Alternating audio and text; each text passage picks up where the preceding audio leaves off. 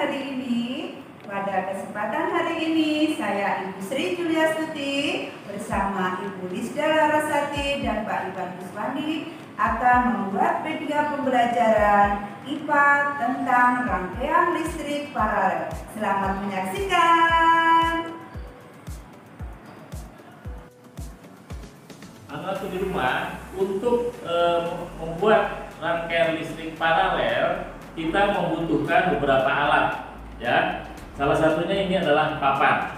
Nah, papan ini kurang lebih ukurannya 20 x 30 cm, ya. Ini kalian kira-kira juga nggak apa-apa, nggak harus pas segitu ukurannya. Nah, setelah itu anak sekalian, kita boleh tempel kertas, ya. Warna kertasnya bebas, mau putih, mau merah, atau mau kuning. Yang penting yang mencolok supaya jelas, ya.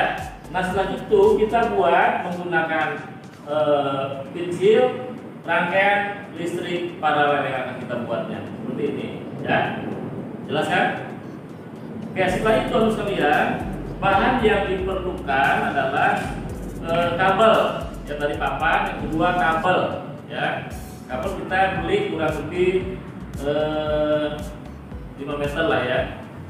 Kalau kita siapkan 5 meter, nanti kita potong-potong sesuai ukuran yang ada di denah yang sudah kita siapkan.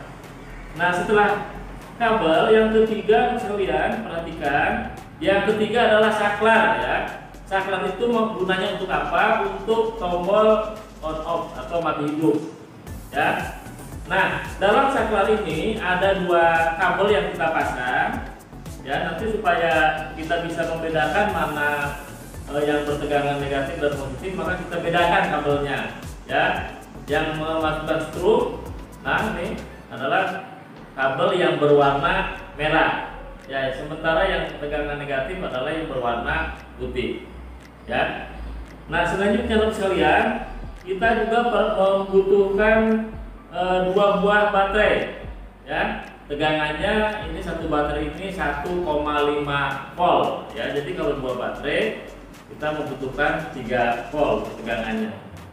Selanjutnya teman sekalian, kita juga membutuhkan lakban, ya, atau selotip. Selotip ini gunanya atau manfaatnya untuk menempel kabel dan bohlam yang ada di denah tadi, ya, untuk merangkai rangkaian paralel tadi. Nah, selanjutnya untuk memotong-potongnya tentu kita membutuhkan gunting.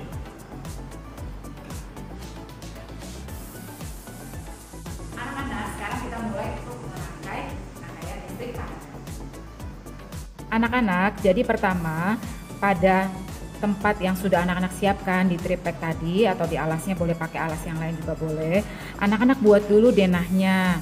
Jadi disinilah untuk meletakkan kabelnya, dan sini untuk meletakkan kabelnya juga.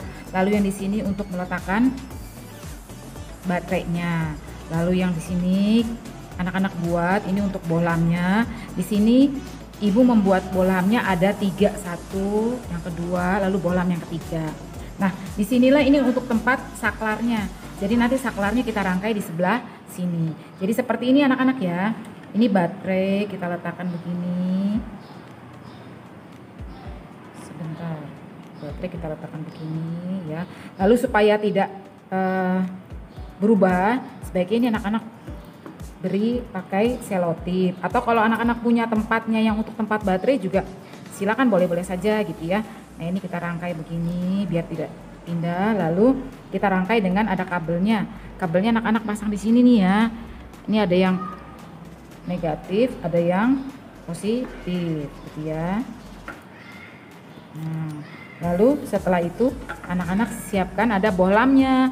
Bohlamnya di sini di tengah-tengah. Nah, nanti dari bohlam ke kabel yang di ujung itu juga nanti kita rangkai. Anak-anak di sini ini dirangkai ke sini, ya. Lalu ini kita masukkan ke dalam yang ada tempat untuk merangkai kabelnya. Nanti itu dimasukkan begitu. Lalu ini juga anak-anak rangkai nanti ini, ya. Di sini masukkan ke dalam sini anak-anak, ya. Lalu nanti ini digabung dengan saklarnya. Jadi saklar inilah yang untuk membuat on off-nya lampu. Nah, kenapa pakainya rangkaian paralel? Maksudnya supaya kalau pas seperti di rumah kita kan kamarnya banyak nih. Jadi kamar yang pertama, nih kamar yang kedua, lalu kamar yang ketiga gitu ya. Nah, kalau yang kamar yang pertama atau di ruangan yang pertama mati, maka di yang tempat yang lain tidak mati karena kan ini modelnya paralel begini. Nah, inilah contoh yang sudah jadinya. Nah, anak-anak, inilah hasil yang sudah dirangkai. Jadi bagaimana cara mempraktikannya? Ini kan tadi kita sudah rangkai kan di sini untuk baterainya, lalu ini ada bolanya ya. Kebetulan itu membuat bolanya ada 3, ini bisa aja ya. Misalkan anak-anak mau bikinnya bolanya 2 pun boleh, mau bolanya pun 4 juga tidak apa-apa. Jadi maksudnya begini, rangkaian paralel itu kalau pas yang ini nih, misalkan ini ruangan pertama, ini ruangan kedua, ini ruangan ketiga, misalkan di rumah anak-anak ya.